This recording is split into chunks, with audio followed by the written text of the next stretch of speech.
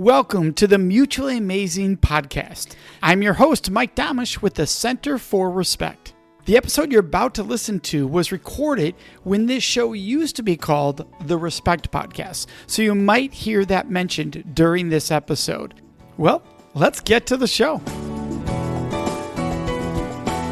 And this week is Rena Romano, who is an author of her memoir, His Puppet No More, a professional speaker and speaking coach known as the Positivity Pro. Her mission is to lift others and help them discover their unlimited potential so that they will thrive and have the success they desire. She's a veteran of the TEDx stage and was a featured guest on the Oprah Winfrey show. And I've known Rena now for a little while. Rena, thank you so much for being on the show. Oh, my goodness, Michael. Thank you. It's such an honor to be here with you and your listeners. Well, we're thrilled to have you here. What made you mentioned TEDx, or I mentioned TEDx there in the intro. What made you decide to want to do a TEDx talk? Well, it's such a big platform, obviously. It's seen by millions all over the world. And I had a message to share. And what better way to share it but on the TEDx stage, where they have millions and millions of viewers. Yes, and your title of your talk was Healing Sexual Abuse Can Start with One Word. And it's gone viral. So you've been able to impact millions of people through that TEDx platform because of the power of that. If you were to summarize that, somebody's like, hey, I might be interested in that. What's it about? How would you do that? Well, I talk about shame, and I'm getting a lot of momentum on it from the Me Too movement this past year on Twitter and Facebook. And the main platform is to make telling safe for survivors. And that makes a big difference in whether we shut down or get help. And not only making it safe to share our secrets, but also not to live in the shame of a crime that was committed against us. Yes, and that's so important because in society, there's so many subtle and obvious ways that people victim blame and then shame the survivor instead of the criminal. Absolutely. And it's like when I was raped in my own home, in my own bed, I was afraid to go to the police. I was afraid to tell anyone. I was afraid to tell my boss the next day that a colleague had broken into my home and raped me because sadly, my boss was sexually harassing me as well. And I had to find a new job, obviously. And how do you respond to people who say, well, I mean, how can that be that you're a survivor and the place you work at happens to do this? I mean, what are the odds? How do you respond to that, Rena, when people have those kind of reactions to when they meet somebody who is a multiple survivor of different forms of sexual violence? Well, at the time, Michael, I had not gotten help for my child sexual abuse, my incest. So I think predators, they're like a lion. They can sniff out their prey. And I was vulnerable. I was weak, even though I portrayed this strong, independent woman. There was subtleties about my vulnerability, and perpetrators can sense that. And so I worked in an all-male landscaping firm, and I don't know. I just think that they can sniff it out. And so like I said, I had not gotten help for my child sexual abuse at that time. Nobody knew any of my secrets. Well, and I think this is so important for people to understand. They think, how can a strong, and we hear this a lot, particularly towards women, how can a strong woman not speak out or not stop that? And they don't realize the compartmentalization that the mind can do in these moments and saying that I will not look strong if I come forward.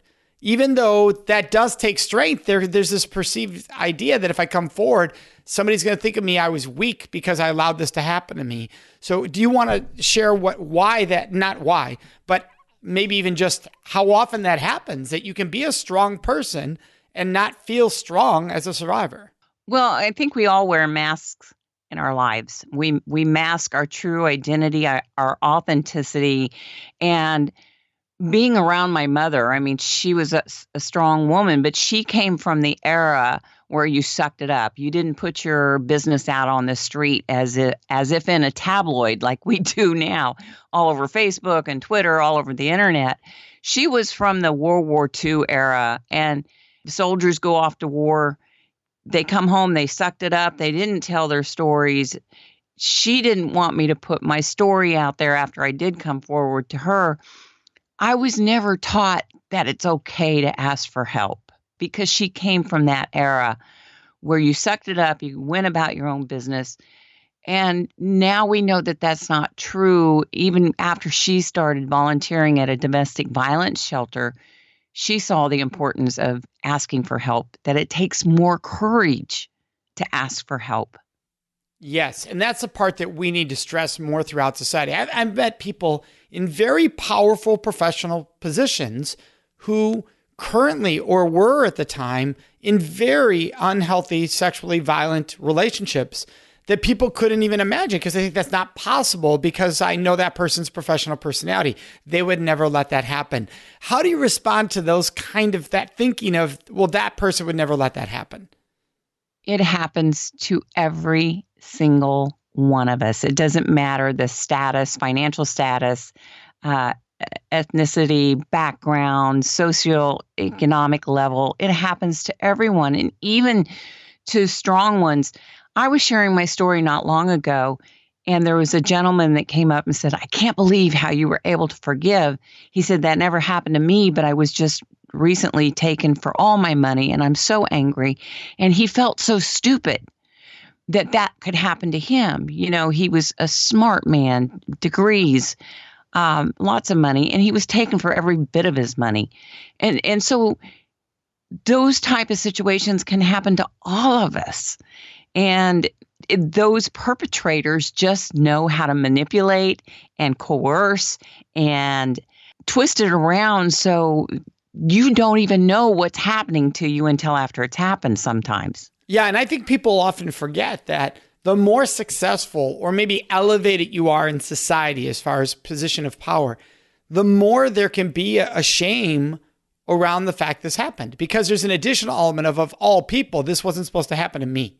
Exactly. And society's not going to believe it because of my power and the position I'm in. So there's this added element that can be there. Now, there's different elements that can be there when you're on the opposite end of the financial spectrum of no one will believe me because because I have no credibility. So either way, this can exist and no one's going to believe me. Exactly. And so, you know, it's our hands are kind of bound per se. It's darned if you do, darned if you don't. It doesn't matter your status in life. It doesn't matter your credibility, your fame or not. But again, so this was several years ago when I was being sexually harassed, and then my colleague raped me, and I hadn't shared my story of incest at that time. And I thought, you know, people are going to blame me for this. What were you wearing? Well, my pajamas. Right. You were at home. I was at home where I thought it was a safe place. Well, I mean, let's just pause there. The idea that somebody would ask in someone's own home what you were wearing, you could have been walking around naked. It's your own home. Thank you. Right? I mean, that's the insane part. You could have walked outside naked. And here's the weird part. If you walked outside naked and I said to someone, person walks by you naked, can you touch them? Everybody knows the answer. Of course you can't. But if I tell you somebody sexually assaulted somebody in their home, what were they wearing? I mean, it just doesn't make any sense whatsoever. It doesn't at all. And, you know, when I was on the Oprah Winfrey show, she said that, you know, I could be running down the street naked. And as that adult should say, child, go home and put your clothes on.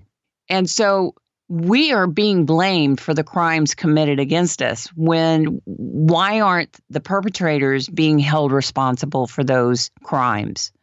That's right. 100%. Now, you mentioned Oprah. And we talked about it in the intro here. How did that come about? Oh, my goodness. Well, in the height of her shows, you know, Oprah's show saved my life. And I told her that because I saw her come out and share her story of incest, sexual abuse on her show. And I began thinking the more shows she had on the subject, I'm like, maybe this has screwed me up more than I think. I didn't realize how much of a broken soul I was at the time. You know, it was sex, drugs, rock and roll, and it wasn't all fun and games. Well, let's pause there because I think a lot of people hear, right, the sex, drugs, rock and roll, and it wasn't all fun. And they think, well, I mean, a lot of people experiment and have fun with sex, drugs, and alcohol who aren't survivors. What's wrong with that? But there's a difference when you're using those activities or choices to numb. Exactly.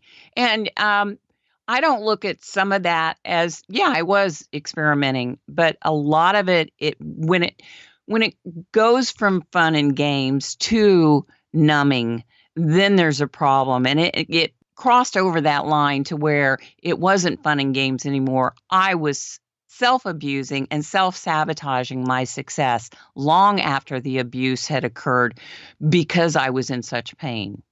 Yeah. And we don't have a society that gives us a platform for survivors. I shouldn't say us, for survivors, to feel safe and knowing that here's my path forward that's safe versus scary. Exactly. And back to Oprah. So I sent in my story. I watched Mackenzie Phillips talk about incest with her father. And Mackenzie Phillips said something on there. She said it was a consensual relationship. And I remember watching that show and jumping up on my couch and screaming at Mackenzie, no, you can't say that. There is nothing consensual about incest. It doesn't matter how old the child is. The perpetrator, the father, the brother, the cousin, whatever, they manipulate and coerce people into committing these acts. And we are so broken that we want to be loved so badly. We want that attention that I froze. She froze. And yes, there is some participation or tolerance on our behalf because we are so broken. But I sent that story to Oprah. So you sent this story after watching Mackenzie, like that upset you. So then you sent your story into Oprah in reaction to the Mackenzie Phillips interview? Yes. Okay. And for listeners to know, Mackenzie Phillips is an actress in a show back from the 80s called One Day at a Time, but she's done stuff since, but most well known for that. Absolutely. And so her father is John Phillips from the Mamas and the Papas. So that was my point, was there is nothing consensual about incest. And incest isn't only just a blood relative, Michael, that people need to understand. Let's look at the Larry Nasser scandal with the Olympic gymnast. He is a coach to these young ladies, coaches, teachers. That can be a form of incest too, because we are so close to these people. These are the adults. And just to let you know, I got a thank you from one of the Larry Nasser survivors thanking me for my TEDx talk too. Oh, wow. That's awesome. Yes. She's going on to become a speaker and share her story as well.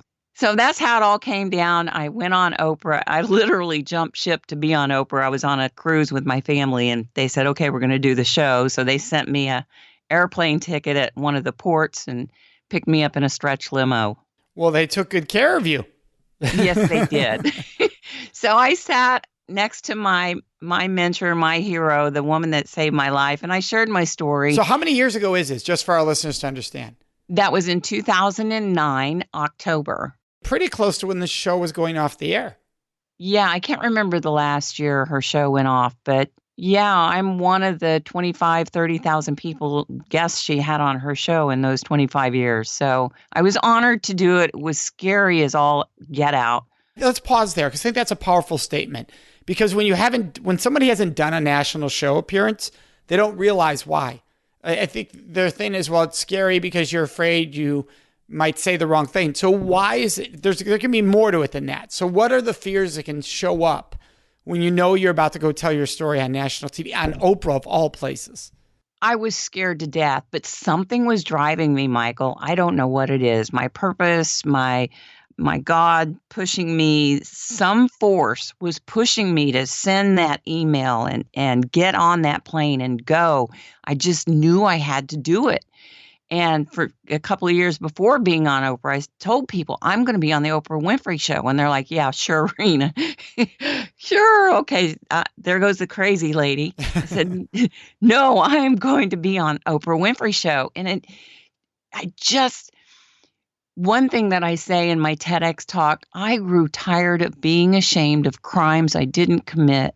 And I'm tired of seeing survivors being blamed for being sexually assaulted. I'm sick of it. I'm tired of it. We do nothing wrong, but we are the ones blamed. Yeah. And over again and around the world. Yes. All over the world. There's millions of us. I mean, people can look at the data I've given on my TEDx talk, that with the results, 1 in 4 girls, 1 in 6 boys is sexually assaulted before they're 18. But with those results, further studies have shown that there are roughly 42 million adults survivors in the United States alone. But then again, they say that is a low figure because so many rapes and child sexual abuse goes unreported. Yes. Yeah. I mean, the odds of somebody having, before today's current society, and even in today's current society, the odds of somebody coming forward 30 years ago, oh my goodness, nobody was talking about it. And then you look at 20 years ago, still odds really. And even today, the odds are very slim because we're not having detailed conversations. We're having outraged conversations. Well, outraged conversations doesn't create safety necessarily for survivors. Like, this is appalling, it's happening. But then we're not stopping and going, okay, well, what are signs we could look for in the home that it is happening or that it has happened? We're not having those heart-to-hearts. No, we're not having those heart-to-hearts. And I love the post that you put on your Facebook about educating our young men and boys. You know, it's not what should the survivor do, but it's what can we do to prevent turning our young society into predators, into perpetrators? What can we do to educate young people that this is so wrong? And you're right, we need to start having calm, intellectual conversations, because I was suicidal. I came very close to killing myself. And there are a lot of survivors that are dying by suicide. Yes, and people don't realize, well, I don't understand why they're taking their life. Tomorrow's another day. But that tells you how much trauma is there that you can't see through the cloud to see there's a tomorrow. Not a tomorrow that's worthy of living in their mind and not realizing this will get better. But you can't believe that sometimes when you're in that kind of pain. It's hard to believe. And so what are key things that you would want a survivor to know? If someone's listening right now and they're in that space, what would you want them to know, Rena? It's not your fault. I don't care where you were, what you were doing. It's not your fault, dear one. It is not. And there are people who will believe you. And I have resources on my website at renaromano.com. And I know that you do too, Michael. But RAIN, the National Suicide Hotline, there's National Domestic Violence Hotlines. There's lots of numbers that people from all over the world can call, and they will be believed. Start the conversation. I'm honest with people. If you're starting the healing process, it's tough, but it's so worth it. Yeah, and I think you said something really important there. The first one was, no, it's not your fault. 2, you will be believed. Someone will believe you. So start, and this is what I love that you said, start the conversation. Speak to someone. We're not saying who to speak to. We're not trying to tell you how to speak about it, but give yourself the freedom to be able to speak the words, the pain that you're feeling to someone. Because Brené Brown talks about this. The more we keep it in the dark, the more it grows. So if we keep pain inside, it just keeps building up and getting bigger, and more of us is being taken over by it. Versus if we start to speak it and it can be said, it releases some of that from inside to the rest of the world, not just to us. And that's a freedom. That's a release of pain. Absolutely. We have to start that conversation. And as in my TEDx talk, I say that I know that remaining silent does not work because I was suicidal. I hadn't told anyone. I was afraid, and I was taught that asking for help was a weakness. But when I finally did call the crisis center, the man on the phone was calming, gentle. He made me feel safe, and he made me feel proud that I had the courage to call. That was so huge. Yeah, I tell people all the time, they'll say, Mike, what do I say if a survivor comes forward to me? Like my sister, my brother, and they think they're supposed to first say, just so you know, I believe you, but that actually can be harmful if you don't put it in the right context. So what I always tell them is if somebody first comes forward to you, thank them. Say thank you for sharing. Thank you for your courage. Yeah, I was just going to say, that's the second sentence I say. Thank you for sharing. Clearly you are strong, you are courageous. What can I do to help? What can I do to be of support? Then you listen. That's the key. Now, if they say, I don't think anyone's going to believe me, then you go, I believe you. But if you jump right away with just, I believe you, it can also give an image that no one else is going to. And we need to be very careful about that. And for so long, people made that mistake of saying, make sure you tell survivors, I believe you. And they did it with such passion, it almost implied no one else does, but I do. And that can be very harmful. That can be harmful. And I encourage people to go to YouTube, look up my TEDx talk. I'm receiving thank yous from survivors and loved ones from all over the world. It's giving them an idea of how to listen without interruption or judgment, and then congratulate them on their courage and strength to persevere. Because one of the things that we need or we must focus on is our courage and strength to persevere during and after what we went through. Yes. I think that's really important. What you said is, I think people assume the during, but they forget the after. After, it can be just as painful because we're compartmentalizing, we're numbing, we're dying by suicide, we're living through addictions to cover up the horrific pain. See, I didn't suppress my memories. I suppressed the pain of what happened to me. Right. Yeah, and that's the difference that people don't realize, and that's what can grow. It grew, and it was painful, and I remembered everything, but I suppressed the pain, and I took myself out of the situation. It was as if I was above myself when it was happening because I froze. And what was the big shift for you? You mentioned Oprah. What was the big shift for you? Because you were self-medicating, you were numbing. What was the moment that changed it all? Watching her, and one night I was suicidal, and it was to the point I was drinking a fifth of rum a night just to get drunk. I was numb, and I was tired of the pain and the shame. I didn't know how to live with it.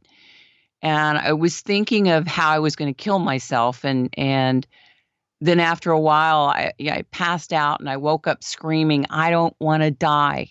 I just don't know how to live with this. And I remembered the crisis hotline because I didn't want to die. I just didn't know how to live with the pain or the shame of it. And I needed to be taught how to work through this and to get the resources and get the help that I needed because I couldn't do it by myself. So for you, instead of attempting suicide, it was place a phone call. Place a phone call. Yep. Which is so beautiful for everyone to hear. If you're in that moment and you're thinking about taking your life, pause and say, I need to call. I need to call someone right now. And that could be a confidential source like you did, a crisis line. Or it could be somebody you feel safe to call and you'd rather call because you and I know some people won't call an anonymous line, but they'll call a friend. Absolutely. And the friends, I encourage them to watch my TEDx talk too, because I've had many friends say, wow, that really was a big eye opener for me on how to listen without interruption or judgment. Yes, because that's key. And without trying to be a counselor or therapist, because you're not one. And don't try to fix it because you can't. That's right. It's that you just need to be present. And by not trying to fix it and not trying to be a counselor or therapist, your mindset is, how do I get them or provide them the right resource instead of trying to be the resource? And often as friends, we think we can be the resource. And here you can do grave harm trying to be the resource because you could ask one question that you genuinely are trying to help and you create blame that you did not mean to create and you just magnified the harm that was done. Exactly. So it's okay to say, I'm not sure what to say or do other than let's find a resource for you to call. Yes. Because they're more equipped to handle it. Right. They're literally professionally trained for that phone call, where a friend is not going to be. And that phone call training is in depth. Like, to be an advocate, you're talking, depending on the program, you're talking about 40 to 80 hours of training just for those phone calls, just for those moments. So it's very in-depth training that it's required to be in-depth to make sure there is no harm done, that it's a supportive experience. And that's what you're going to have when you call those services, those crisis centers, those lines, that is so important. And Rena, through your journey, was there a champion of respect for you, a person in your life that, as you came forward, really was key in being there for you? My mother. She had no idea what was happening to me as a child. She was a full-time worker. She went off to work, the 9 to 5, hardworking woman. She thought that the people she entrusted us with were our protectors. They were our perpetrators. She died with the guilt, definitely. But she believed me. She helped me get help. There were my therapists, my other survivors who were in the group with me.